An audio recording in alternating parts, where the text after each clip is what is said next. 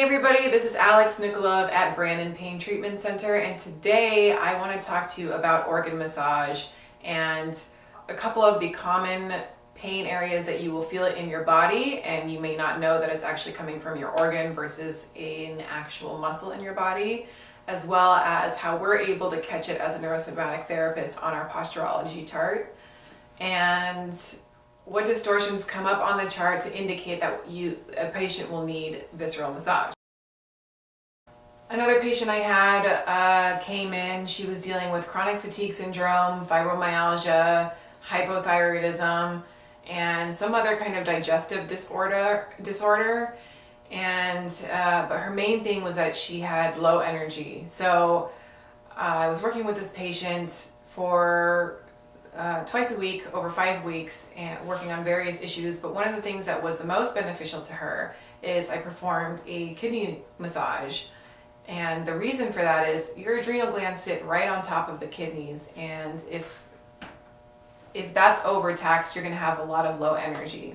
So after I performed the kidney massage on her, she came in the next week and was talking about how she was able to get up and actually have energy to go and be with her family, to do her gardening work. And this was a woman prior who was not able to exert that kind of effort in her day. So if she'd be out even just like a couple hours in the sun, she'd be out for 2 or 3 days, lying down and having to recover. So that was a very, very big improvement for her in her life. As a neurosomatic therapist, when I'm looking at somebody's chart, the way that I know that I need to go to their organs is, maybe I'm looking at their pelvis and they have an obliquity going to the left. Obliquity just means that the right ilium is coming more internally rotated and the left ilium is kind of externally rotating, and you can see that here in the chart. Or potentially you have one ASIS coming more forward, for example, on the right side when they're lying down. And again, all of these measurements are going to be opposite from when they're standing up. So if I see any kind of switching in their pelvis or in their shoulders or something like that, I'm going to know that it's going to be an organ-related issue. But if someone comes in and they're saying, I have low back pain, and their chart is showing, okay, I'm seeing these measurements, but they're switching from when they're standing to lying down, and it's all around their pelvis, I'm going to think it's either going to be something with their bladder, if they're a woman, their uterus, or their digestive system, their large colon or their small intestine. So as a therapist, I'm going to go in, I'm going to start palpating those structures and kind of see what's going to be tender on them. And the patient necessarily isn't going to know that their lower back pain is actually associated with that organ until I touch it, and they will feel, oh, that's really sensitive, that hurts, like ouch. And sometimes they'll actually feel the referral pain go back into their back if that's what they were dealing with. So organ work is super, super interesting because many times it's like a hidden culprit. Many patients, they won't know that they have like some kind of dysfunctional issue with it until they come in, they get on the table, they get assessed. It's very specific work that we do and that you're not really able to get from another physician, and that's something that I really love about neurosomatic therapies, that we're able to have this knowledge and these tools to know all these different pain associations outside of just the muscular body.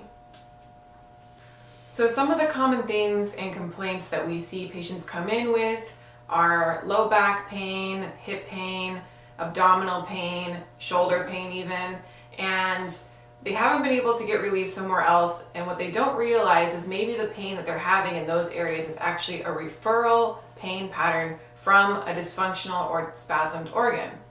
So for example, the liver can refer up into your right shoulder and cause shoulder pain that almost mimics frozen shoulder, and it's specifically in the right one. So the way that shows up in our chart and how we're able to assess and find that is a patient will have a depressed shoulder on the right side, and that will be different from when they're standing up. So when they're laying down, it's depressed on the right side, and maybe when they're standing up, their left side is more depressed. So the way that we're able to look at that in a posturology chart is anytime that measurement changes from standing to lying down, it either indicates one of two things: cranial work or visceral work.